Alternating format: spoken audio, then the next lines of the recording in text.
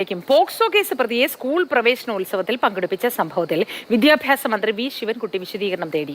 അടിയന്തരമായി സംഭവത്തെക്കുറിച്ച് അന്വേഷിച്ച റിപ്പോർട്ട് നൽകാൻ തിരുവനന്തപുരം വിദ്യാഭ്യാസ ഉപഡയറക്ടർക്ക് നിർദ്ദേശം നൽകി. ടി.എസ്. ഹരീഷ് വിശദാംശങ്ങളുമായി. ഹരീഷ്ണ, എന്താണ് സംഭവം? പോക്സോ കേസ് പ്രതിയെ ഈ ചടങ്ങിൽ പങ്കെടുപ്പിക്കാനുണ്ടായ സാഹചര്യം എന്താണ്? ഇതിന് എന്ത് വിശദീകരണമാണ് ഇവർക്ക് നൽകാനുള്ളത്?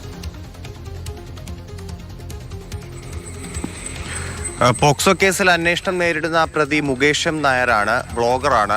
അദ്ദേഹം കഴിഞ്ഞ ദിവസമാണ്, ഇന്നലെ നമുക്കറിയാം, സംസ്ഥാനത്തൊട്ടാകെ സ്കൂൾ പ്രവേശനോത്സവമായിരുന്നു. തിരുവനന്തപുരത്തെ ഫോർട്ട് ഹൈസ്കൂളിൽ പ്രവേശനോത്സവം നടക്കുമ്പോൾ അവിടെ അതിഥിയായി മുകേഷ് എം നായരെ ക്ഷണിക്കുകയായിരുന്നു സ്കൂൾ അധികൃതർ. അങ്ങനെ പോക്സോ കേസിൽ അന്വേഷണം നേരിടുന്ന ഒരു വ്യക്തി, ആരോപണം നേരിടുന്ന ഒരു വ്യക്തി, ആ കേസുമായി ബന്ധപ്പെട്ട് പോലീസ് അന്വേഷിക്കുന്ന ഒരു വ്യക്തിയുമായി ബന്ധപ്പെട്ട് അദ്ദേഹത്തെ സ്കൂളിലേക്ക് അതിഥിയായി വിളിച്ചതുമായി ബന്ധപ്പെട്ടാണ് ഇപ്പോൾ വിവാദമായിരിക്കുന്നത്. ഇത് പൊതുവിദ്യാഭ്യാസ വകുപ്പിന്റെ ശ്രദ്ധയിൽപ്പെട്ടു.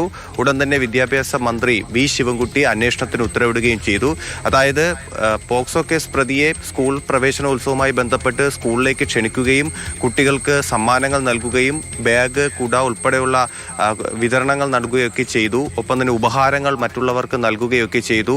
കുട്ടികളെ അഭിസംബോധന ചെയ്ത് സംസാരിക്കുകയൊക്കെ ചെയ്തു. അപ്പോൾ അത്തരത്തിലൊരു കേസിൽ അന്വേഷണം നേരിടുന്ന ഒരു വ്യക്തി സ്കൂളിലെത്തി അതിഥിയായി എത്തുന്നത് തെറ്റായ സന്ദേശം നൽകുമെന്ന് പൊതുവിദ്യാഭ്യാസ വകുപ്പ് പ്രാഥമികമായി വിലയിരുത്തുന്നുണ്ട്.